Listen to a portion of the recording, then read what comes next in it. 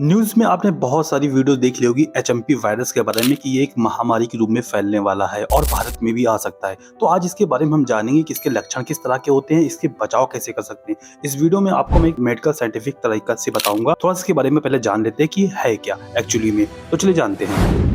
चीन में शुरू हुआ एचएमपी वायरस अब भारत तक पहुंच गया है। यह वायरस दुनिया भर में हड़कंप मचा रहा है। भारत में बच्चों में एचएमपी वायरस के 7 मामलों की पुष्टि की गई है। ये मामले बेंगलुरु, नागपुर, तमिलनाडु, अहमदाबाद से सामने आए हैं। भारत में एचएमपी वायरस ने दस्तक देना शुरू कर दिया है। लोगों में डर का माहौल बन गया है। हालांकि केंद्रीय स्वास्थ्य मंत्री जेपी नड्डा ने आश्वासन दिया है कि इस स्थिति को हम कंट्रोल कर रखे हैं और घबराने की कोई बात नहीं है। उन्होंने बताया कि एचएमपी वायरस एक नया वायरस नहीं है।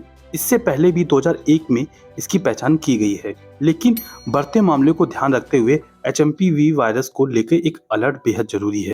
अभी क्वेश्चन आता है कि कोरोना से भी तेज क्या फैल सकता है एचएमपी वायरस। एचएमपी वायरस मुख्य रूप से संक्रमित व्यक्ति के खांसने और छींकने के दौरान निकलने वाले तरल पदार्थ के संपर्क में आने से ही फैलता है। वैसे इसके फैलने की दर बहुत कम होती है, लेकिन सर्दियों में यह काफी तेजी से फैल सकता है। ऐसे में सर्दियों के मौसम में एचएमपी वायरस कोरोना के वायरस की तुलना में तेजी फैल सकता है, खासकर बच्चों और बुजुर्गों में, और जिनकी इम्यूनिटी यानी प्रतिरोधक क्षमता कम होती है उन्हें ही ज्यादा हो सकता है। अब हम बात करते हैं इसके सिम्टम्स के बारे में कि इसके सिम्टम किस तरह के दिखते हैं। US centre of disease and control prevention के अनुसार एचएमपी वायरस होने पर आम फ्लू के लक्षण ही नजर आते हैं। हालांकि समय पे ना इलाज करने पे एचएमपी वायरस निमोनिया में भी बदल सकता है। यह वायरस ऊपरी और निचले स्तर के श्वास संक्रमण कारण हो सकते हैं। आपको बता दें कि वायरस संपर्क में आने में 3 से 6 दिन लगता है और इसके लक्षण तभी आपको दिखेंगे, खासकर जब उन लोगों की जिनकी इम्यूनिटी कमजोर हो या बच्चे या बुजुर्ग हो। अब उनमें जो सिम्टम्स आते हैं वो किस तरह के होते हैं समझिए आप।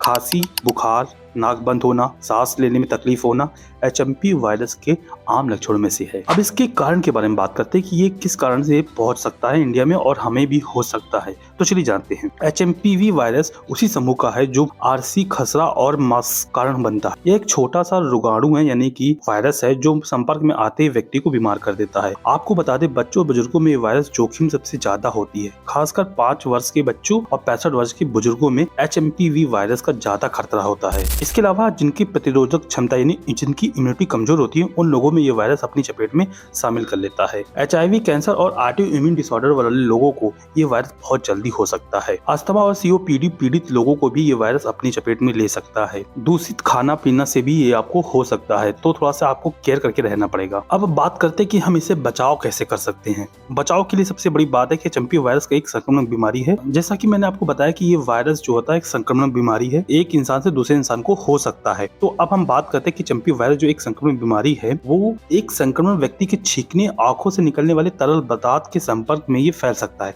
लेकिन कुछ टिप्स हम आपको बताएंगे जिससे आप इससे बच सकते हैं। एचएमपी वायरस बचाने के लिए हाथों को बार बार साबुन से धोएं, मतलब अच्छी तरह से आप इसका हाइजीन का ख्याल रखें अपनी बॉडी का।